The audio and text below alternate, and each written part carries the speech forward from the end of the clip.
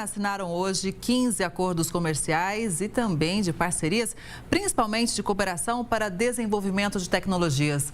Um dos acordos traz um protocolo que deve ser seguido pelos frigoríficos brasileiros para exportação de carne para a China. O Brasil é o maior fornecedor de carne bovina ao gigante asiático. Os países firmaram também uma cooperação espacial até 2032, lembrando que a China é o principal parceiro comercial do Brasil. Esse encontro entre o presidente Lula e Xi Jinping também está em um contexto global, onde potências econômicas estão disputando o poder. Por isso, a gente convidou o Vitelli Brustolin, que é professor de Relações Internacionais da Universidade Federal Fluminense e pesquisador de Harvard, para explicar como o Brasil está lidando com toda essa briga entre gigantes. Boa tarde, Vitelli. Sempre muito bom ter você com a gente. Bom, antes da gente falar dessa questão geopolítica, né, são vários pontos interessantes desses acordos. Eu começo falando da tecnologia, né, em relação ao lançamento de um sexto satélite para monitorar a Amazônia e também essa cooperação aí em relação a semicondutores, né? Acho que é um ponto bem importante tecnológico. Boa tarde, Kelly, Heródoto, boa tarde a todos. Pois isso é importante para o Brasil, porque embora a China seja o maior destino das nossas exportações, a China compra quase 1/3 de tudo que a gente vende, né?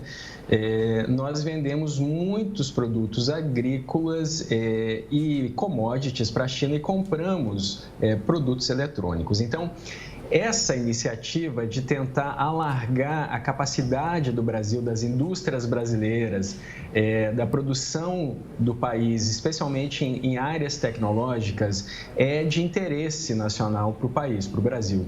Existe, no entanto, uma questão delicada, Kelly. Uma das empresas de microchips é a Huawei, que é uma empresa chinesa que foi sancionada pelos Estados Unidos sob a alegação de espionagem.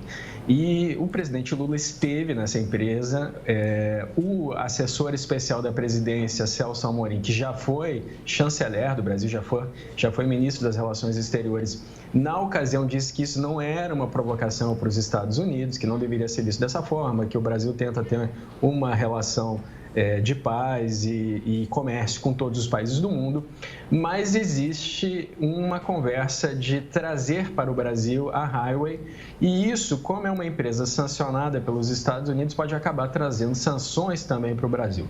Na área aeroespacial que você comentou, o lançamento de satélites, há um interesse muito grande nisso, especialmente porque o presidente Lula acaba de ser uma das 100 pessoas de maior influência no mundo, segundo a revista Time, num artigo escrito pelo ex-vice-presidente dos Estados Unidos, Al Gore, justamente pela influência na questão ambiental. Então, esse satélite para monitoramento da Amazônia pode ser algo favorável que ajude não apenas na Amazônia, mas também a monitorar o espaço aéreo do nosso país, Kelly. Professor, suponho que o chanceler que você se referiu e não deu o nome é o Celso Amorim. Isso, é o Celso Amorim. Correto. O ex-chanceler, né? Atualmente é o Mauro Vieira, né? O Celso Amorim ocupa um cargo de assessor especial. Outra coisa que eu queria te perguntar, bom, outra curiosidade, acabei de ver todo mundo de máscara lá, os chineses tudo mascarado. Não sabia que na China ainda, a imagem agora mostrou todo mundo de máscara. Sabia que eles ainda estão temendo lá a Covid-19. Heródoto, esse foi um dos problemas da economia chinesa em 2022, porque eles se recusam a importar vacinas, né? Eles utilizam a vacina deles e utilizaram aquela política de Covid-0 durante muito tempo, gerou protestos, inclusive, uma coisa inédita na China. E isso acabou fazendo com que a economia chinesa desacelerasse, né? Eles cresceram 3 e pouco por cento só no ano passado, justamente por causa dessa questão da Covid-0.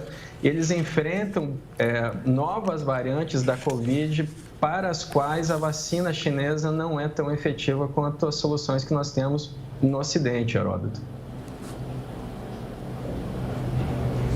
Perfeito, Kelly. Professor, me chamou bastante atenção já algumas repercussões também dessas parcerias, principalmente em relação aos Estados Unidos. O The Washington Post já publicou um artigo com o seguinte título: o Ocidente esperava que Lula fosse parceiro, mas ele tem planos próprios. O senhor acredita que essa aproximação Brasil e China pode, no futuro, trazer realmente sanções tanto por parte dos Estados Unidos quanto pela União Europeia? Então, Kelly, eu vou responder essa pergunta com o contexto do que aconteceu na semana passada na visita do presidente Macron com a Ursula von der Leyen, né, que é presidente da Comissão Europeia. O presidente francês, Macron, ele foi com uma comitiva de 50 empresários para a China fazer negócios, muito parecido com o que fez o Olaf Scholz da Alemanha em novembro do ano passado. Levou os empresários para lá, assim como o Lula faz nesse momento uma comitiva de 200 integrantes.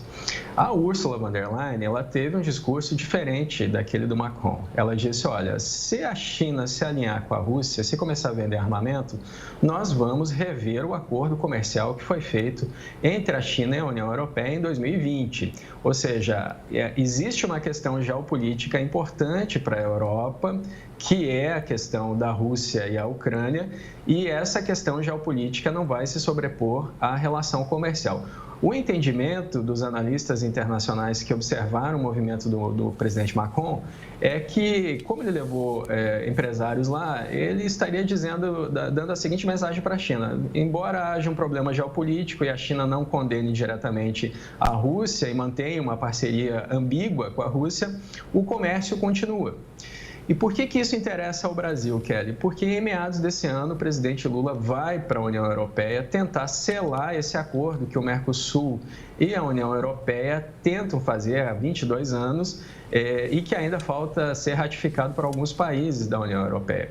Se a postura da União Europeia seguir na linha do que a Ursula von der Leyen falou para o Xi Jinping, é possível que o Brasil seja chamado a atender às necessidades da União Europeia para poder avançar com o nosso acordo comercial, Kelly.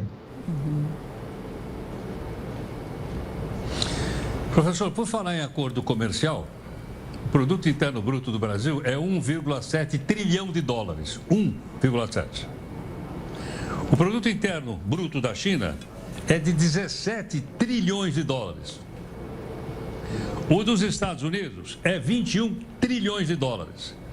Então a gente percebe que tem um país de no meio de um lado que tem 21, outro tem 17. E aí, como é que fica no meio desses dois gigantes econômicos? Pois é, Heródoto. Veja, comercialmente, né, a China é nosso maior parceiro comercial desde 2009. Os Estados Unidos são o nosso segundo maior parceiro comercial, foram ultrapassados pela China.